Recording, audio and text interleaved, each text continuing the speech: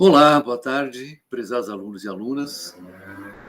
É com muita satisfação que nesse semestre vamos estar juntos para fazermos algumas reflexões na modalidade AD, nessa disciplina que tem nome de Direito Internacional Público e Privado.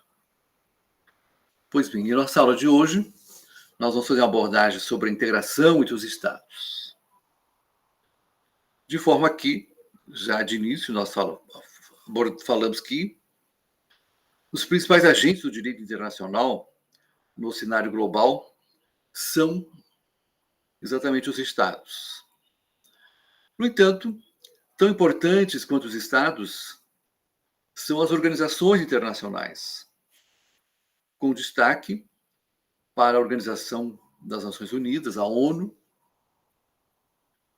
os blocos econômicos, que se caracterizam pela reunião de determinados países, geralmente localizados na mesma região geográfica, que compartilham e atuam em prol dos mesmos interesses econômicos e sociais. E de cara já podemos comentar a respeito de que pena que a ONU não pode ter uma atuação maior em relação aos grandes conflitos atuais, né? Entre a Ucrânia e seus desafetos, né? O Mercosul, o Mercado Comum do Sul, é um dos blocos econômicos de maior expressão no mundo. Ele reúne países da América do Sul, incluindo o Brasil, obviamente. Enquanto o Mercosul se caracteriza como exemplo de direito de integração, a União Europeia, outro bloco econômico, é um exemplo de direito comunitário, que pode ser compreendido como a evolução dos conceitos de integração entre os países. Nesta nossa aula, vamos estudar o direito de integração e o direito comunitário.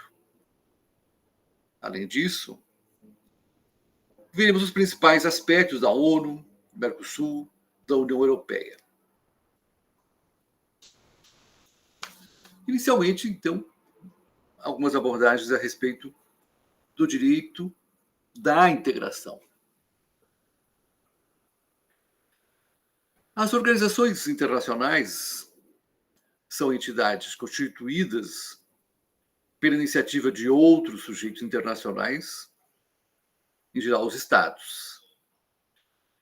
Elas representam a cooperação entre eles, tendo em vista que sozinhos eles não conseguem alcançar seus objetivos. Os organismos internacionais são criados por meio de tratados e adquirem personalidade internacional, dispondo de um estatuto e de órgãos internos, além de funcionar de forma estabelecida pelo respectivo tratado. A origem das organizações internacionais remete às necessidades que o mundo internacional manifestou durante o século XIX, restritas a uma cooperação no domínio administrativo. As organizações internacionais de hoje assumiu a forma de uniões administrativas, desenvolvendo-se após a Primeira Grande Guerra Mundial, por meio da criação da Liga das Nações, que funcionou de 1919 a 1946, quando foi decretada extinta.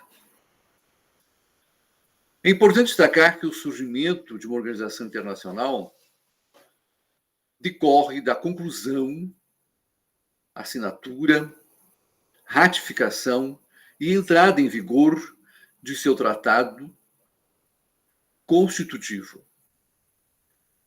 Atualmente existem muitas organizações internacionais, cada uma com finalidades diferentes. a que se confere personalidade jurídica, ou seja, podem atuar de maneira abrangente na defesa dos mais diversos interesses no cenário internacional. Nesse sentido, as organizações internacionais, elas são constituídas pelo menos dois tipos de órgãos deliberativos e de administração, sem desconsiderar a existência de outros, conforme a conveniência da organização. Dessa forma, pode existir a Assembleia Geral, órgão de deliberação do qual participam todos os Estados-membros. A Assembleia Geral se reúne em sessões ordinárias, uma vez por ano, e em sessões extraordinárias, quando as circunstâncias o exigirem. As resoluções votadas e aprovadas na Assembleia Geral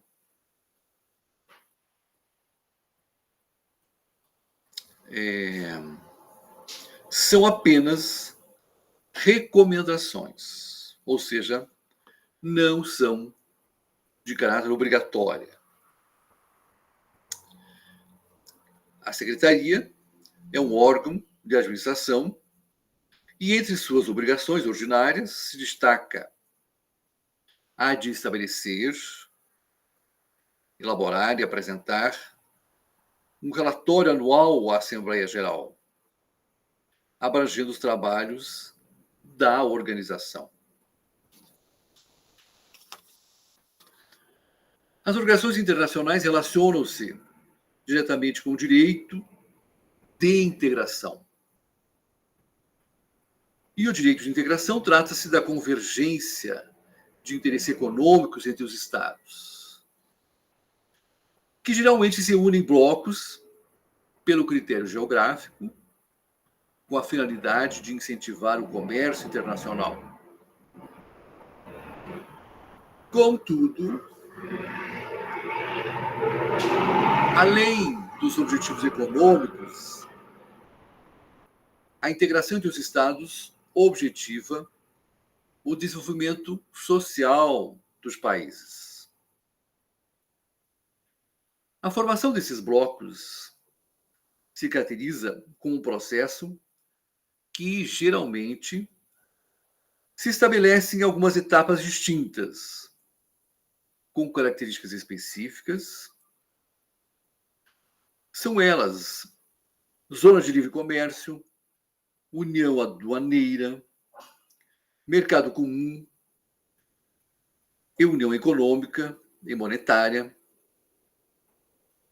Essas seriam, obviamente, as grandes características. A seguir, vamos estudar cada uma dessas características.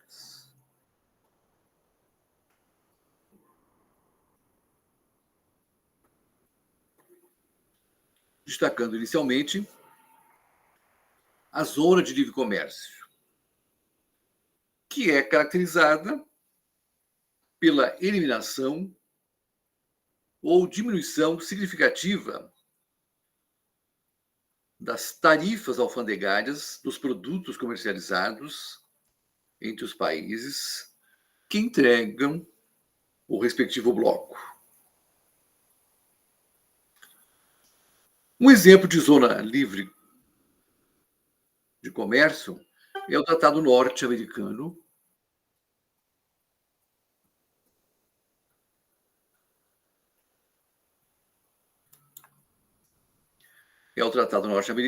de Livre Comércio, NAFTA, da qual o Brasil inicialmente recusou-se a fazer parte. Formado, então, por Estados Unidos, Canadá e México. Criado em 91, extinto em 2018. Atualmente, ele é chamado de Acordo de Estados Unidos, México-Canadá. Entre os objetivos do NAFTA, destacavam-se a eliminação de barreiras alfandegárias e o aumento de oportunidades no investimento nos países membros. Na sequência, a União Aduaneira, que é a etapa seguinte da Zona Livre de Comércio e consiste em manter a Zona de Livre Comércio, mas desenvolver a relação com outros países que não integram o bloco. Isso acontece por meio de uma tarifa externa comum, a TEC. Além disso, os países membros têm como objetivos estreitar os laços culturais e políticos, contribuindo para o desenvolvimento social de cada Estado. Como exemplo de união aduaneira, é possível citar o Mercosul, criado em 1991, a partir do Tratado de Assunção e composto inicialmente por Argentina, Brasil, Paraguai, Uruguai e Venezuela, que esta última, atualmente suspensa do bloco por desrespeito aos direitos humanos em seu território. Atualmente, Chile e Peru passam a compor também, a fazer parte também do Mercosul. A terceira é o Mercosul, aliás, o Mercado Comum, que é uma evolução das etapas anteriores e consolida a União das Fronteiras com as 5 liberdades básicas, a saber, livre circulação de bens, livre circulação de pessoas, livre prestação de serviços, liberdade de capitais e liberdade de concorrência. É o objetivo final do Mercosul. Vejam seguir as cinco liberdades básicas e seus diversos detalhes. A livre circulação de bens é a abertura de fronteiras externas quanto às questões alfandegárias, a fim de que os produtos possam circular livremente entre os Estados. A livre circulação de pessoas, para que o mercado comum se efetive, não basta que os bens circulem livremente. É preciso que os cidadãos de cada país também sejam livres para entrar e sair dos Estados membros do bloco. Veja quantas facilidades esse item trouxe, né?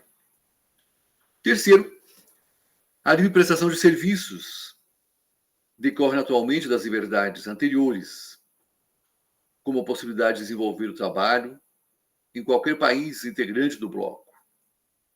Grandes desafios, né, na prestação de serviços, onde escritórios internacionais podem desenvolver atividades internamente, os países, sem problemas.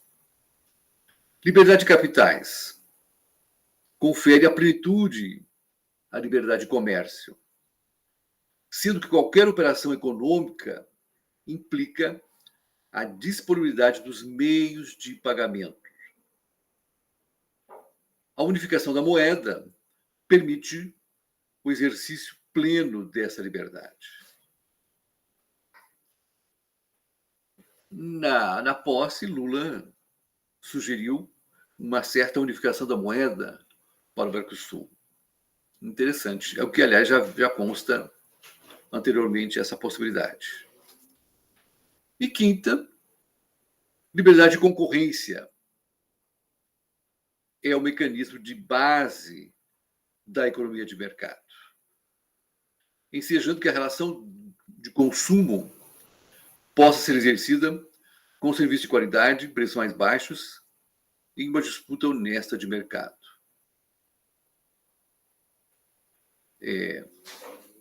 Vejo que há muitos questionamentos em relação, obviamente, a isso, né?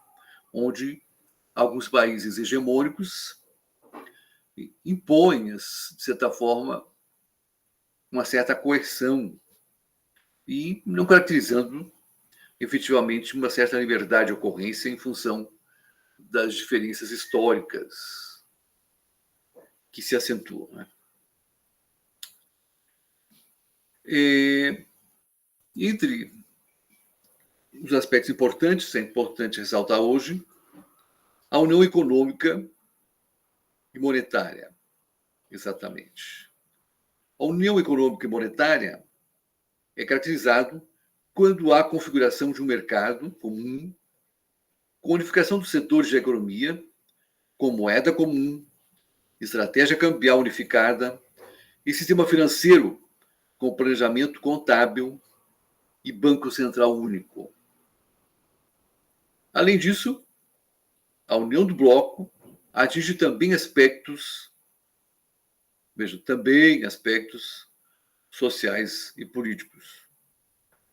Sociais, obviamente, e políticos deveriam ser grandemente uma preocupação fundamental, e não só o sistema financeiro, né? Do qual o social e político fica muitas vezes à mercê. A União Econômica e Monetária é o estágio da União Europeia, que, segundo Hertz e Hoffmann, se tornou o principal fórum para o exercício da política na Europa, tanto no nível de suas atividades internas quanto externas. No plano doméstico, um dos principais desenvolvimentos foi a consolidação da União Monetária e a implementação da moeda única, o euro. Grandes avanços na União Econômica e Monetária. É importante ressaltar o surgimento da ONU e os seus blocos econômicos. A ONU é, sabidamente, a organização internacional de maior expressão atualmente. Ela surgiu após a Segunda Guerra Mundial, substituindo a Liga das Nações. O contexto de surgimento da ONU era devastador,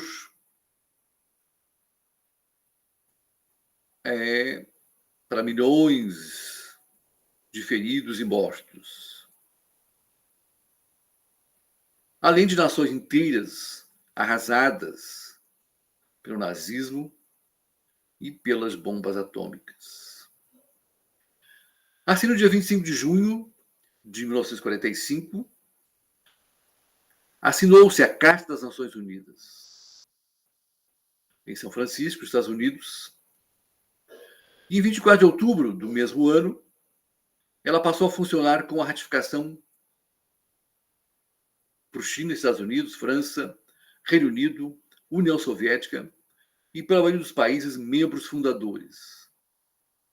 No Brasil, foi ratificada por meio do decreto número 9.841/45, em 45, que deu origem à ONU.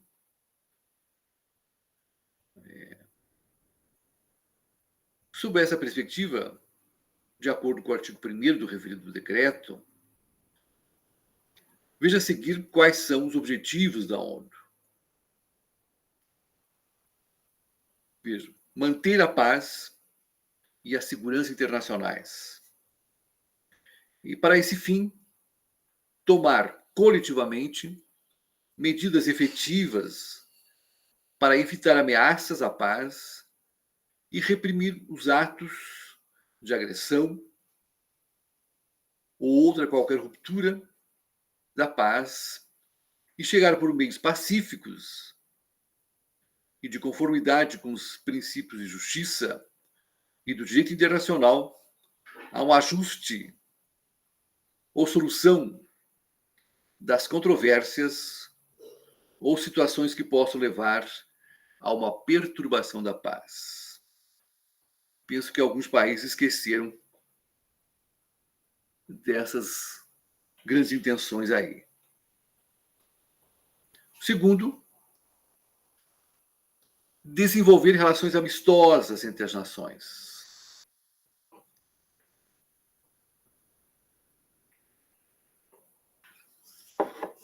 Estas baseadas no respeito ao princípio de igualdade de direitos e de autodeterminação dos povos.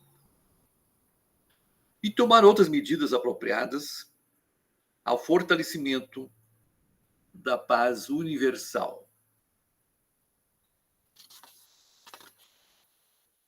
Também cabe a ela conseguir uma cooperação internacional para resolver os problemas internacionais, vejam bem, de caráter econômico, social, cultural e humanitário. E de promover e estimular o respeito aos direitos humanos e às liberdades fundamentais para todos, sem distinção de raça, sexo, língua ou religião.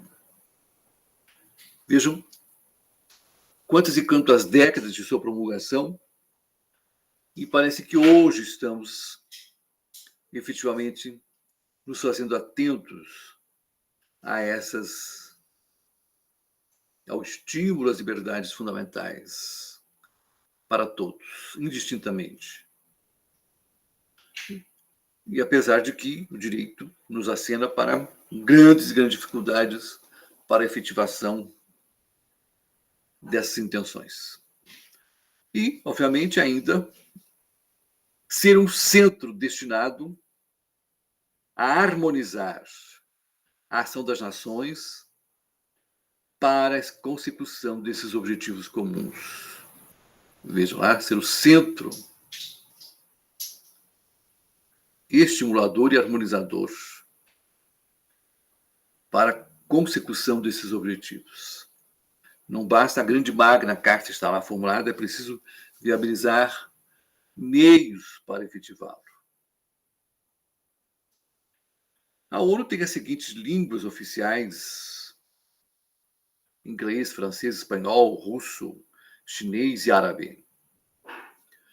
Sua sede da cidade, situada na cidade de Nova York.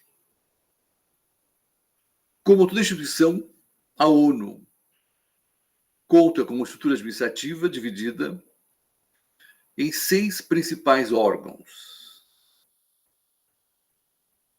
a saber, a Assembleia Geral, o Conselho de Segurança, o Conselho Econômico e Social, Conselho de Tutela,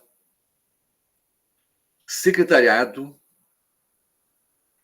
e Corte Internacional de Justiça, além de organismos subsidiários criados por seus órgãos. Além dessa magnânima estrutura, a ONU possui organismos intergovernamentais vinculados à organização, voltados para o desenvolvimento de temas específicos, como a Organização das Nações Unidas para a Educação, Ciência e Cultura, a Unesco,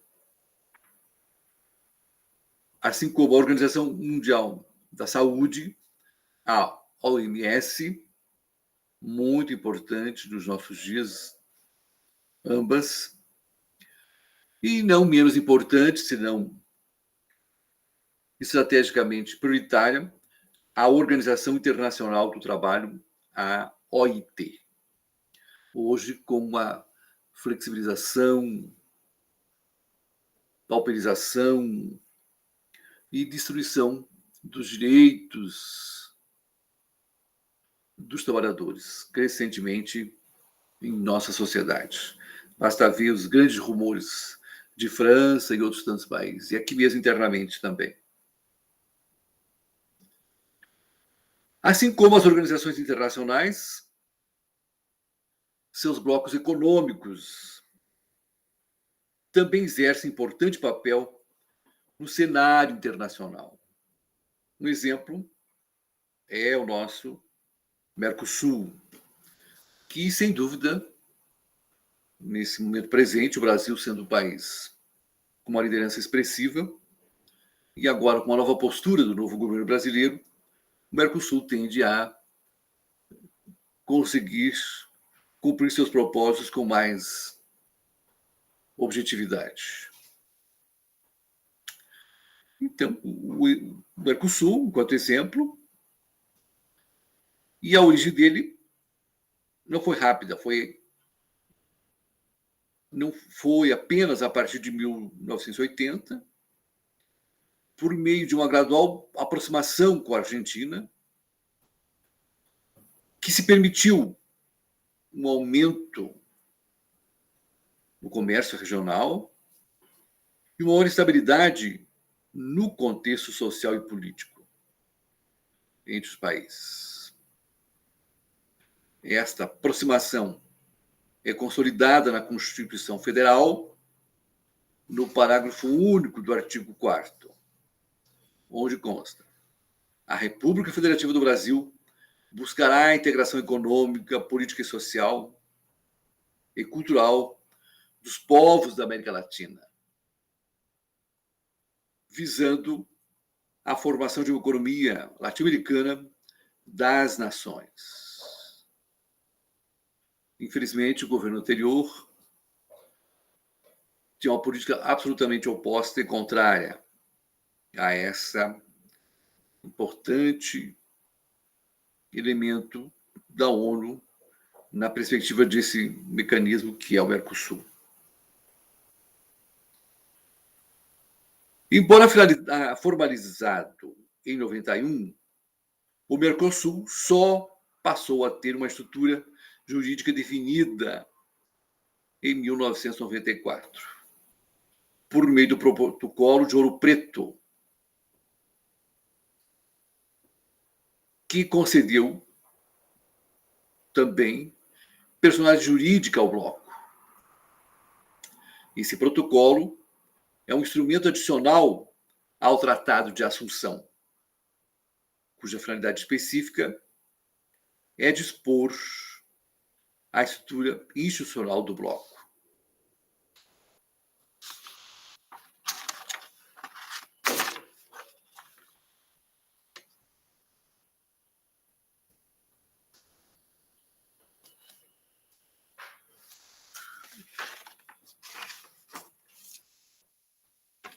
A estrutura institucional do Mercosul contará com os seguintes órgãos: o Conselho do Mercosul, o Grupo Mercado Comum, a Comissão de Comércio do Mercosul, a Comissão Parlamentar Conjunta, o Fórum Consultivo Econômico Social, a Secretaria Administrativa do Mercosul. Em seu parágrafo único consta que poderão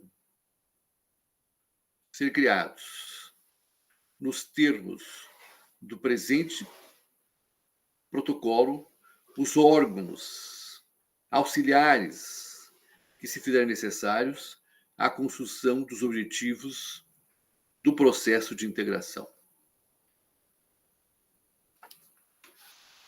E a cada órgão desses compete funções específicas.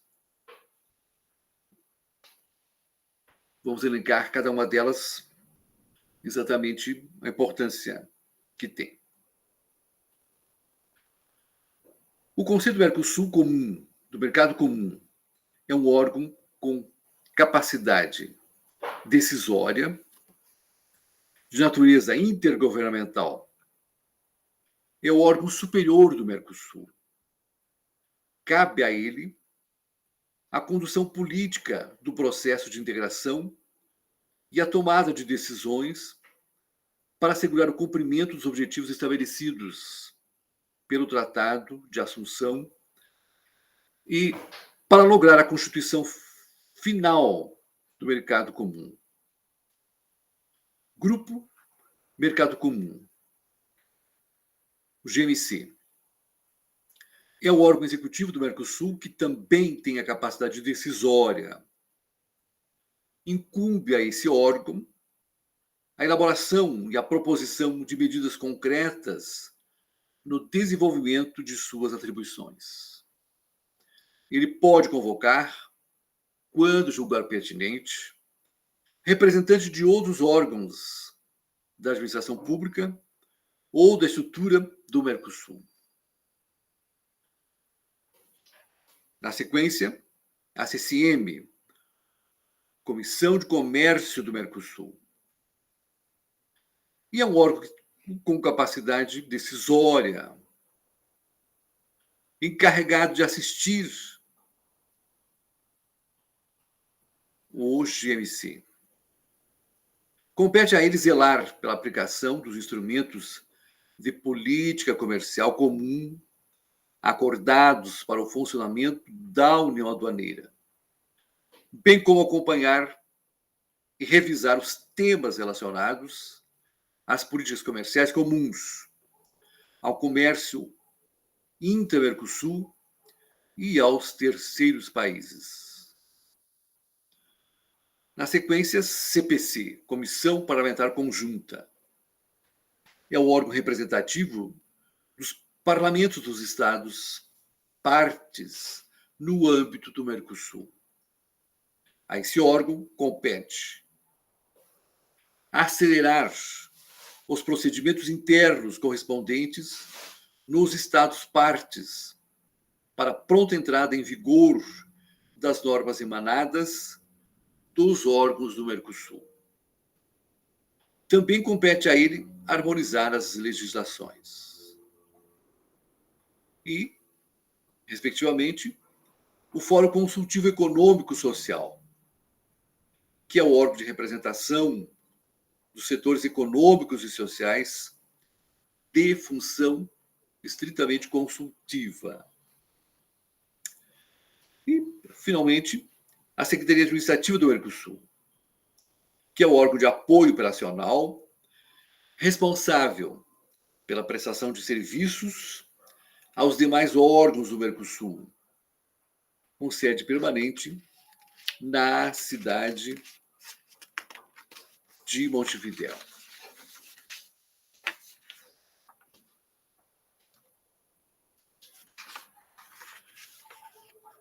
E vamos ver, na sequência, o direito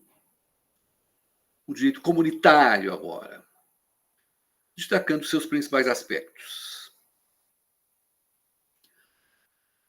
Na perspectiva do direito internacional, assim como há o direito de integração, há o direito comunitário, que se trata de uma evolução do direito de integração. O direito comunitário é de caráter supranacional e tem natureza público-privado, caracterizando-se como conjunto de regras que regulam as relações entre determinado grupo de países, como ocorre com a União Europeia. É possível observar que a União Europeia inovou o cenário jurídico internacional ao instituir o direito comunitário, que decorre de uma soberania compartilhada, que estabeleceu um contexto jurídico unificado, formado por normas que ultrapassam o direito nacional. A aplicação dessas normas subordina-se ao Tribunal de Justiça, que está acima dos Estados-membros, garantindo uniformidade de aplicação e implementação. Dessa forma, o direito comunitário vincula os Estados-membros e as pessoas físicas ou jurídicas diretamente no âmbito interno de cada Estado, como consequência do direito comunitário. A União Europeia dispõe de uma moeda única, o euro, e de um sistema financeiro e bancário comum.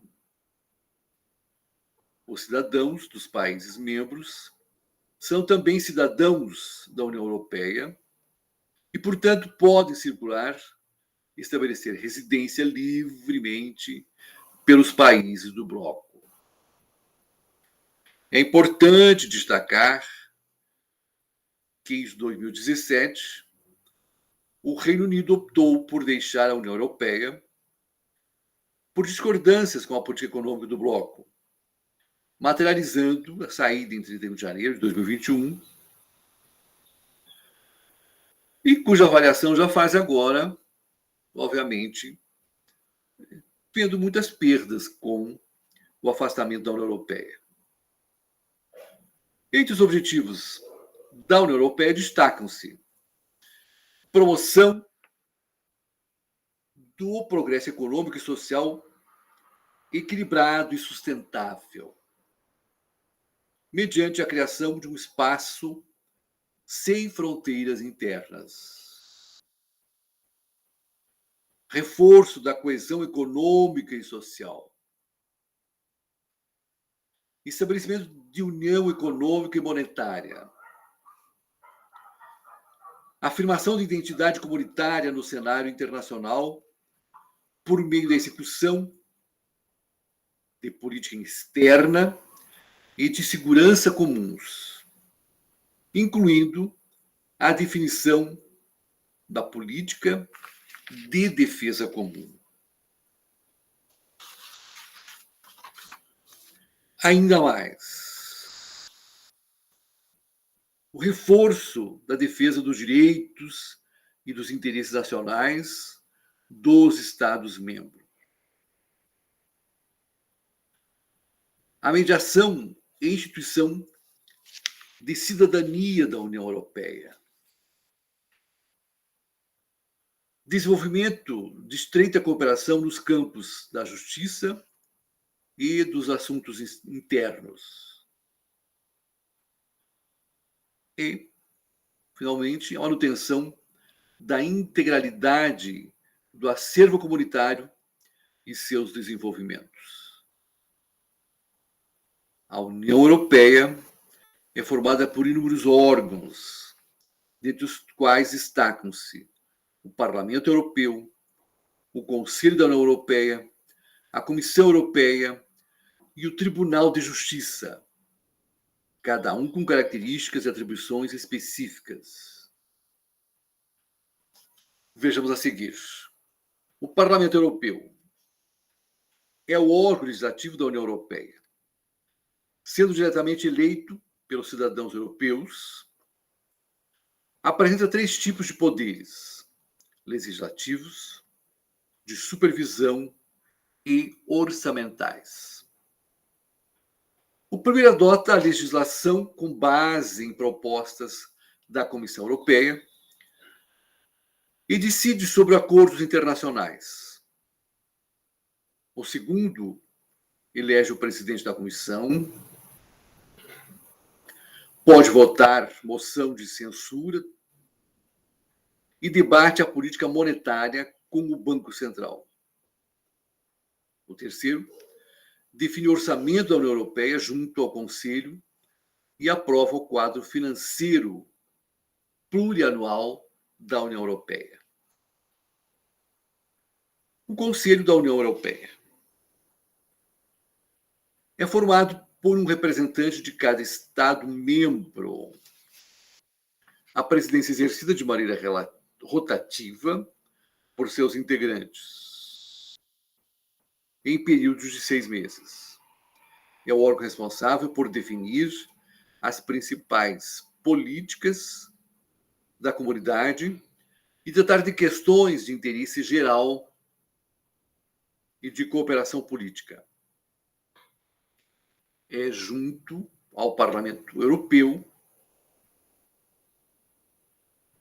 o principal órgão de decisão da União Europeia. A Comissão Europeia, por sua vez, é formada por uma equipe de 27 comissários, um de cada país da União Europeia, liderada pelo presidente da comissão, representando a União Europeia em nível internacional. Reporta-se apenas ao Parlamento, não podendo, em tese, receber orientações governamentais. Entre as atribuições da Comissão Europeia, destaca-se a de garantir o respeito às regras comunitárias e aos princípios do mercado comum, propor ao Conselho todas as medidas consideradas úteis para o desenvolvimento das políticas comunitárias e executar as políticas comunitárias com base nas decisões deste Conselho ou diretamente a partir dos dispositivos dos tratados, no que se refere às atribuições do órgão. Accioli e Silva comentam.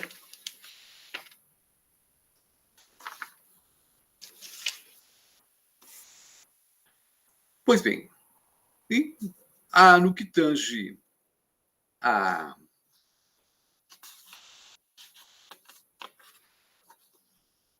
ao Tribunal da Justiça da Comunidade Europeia, que é composta por 27 juízes, cada um indicado por um Estado-membro com mandato de 6 anos, sendo passível de renovação. Tem como atribuição anular, a pedido de instituição comunitária,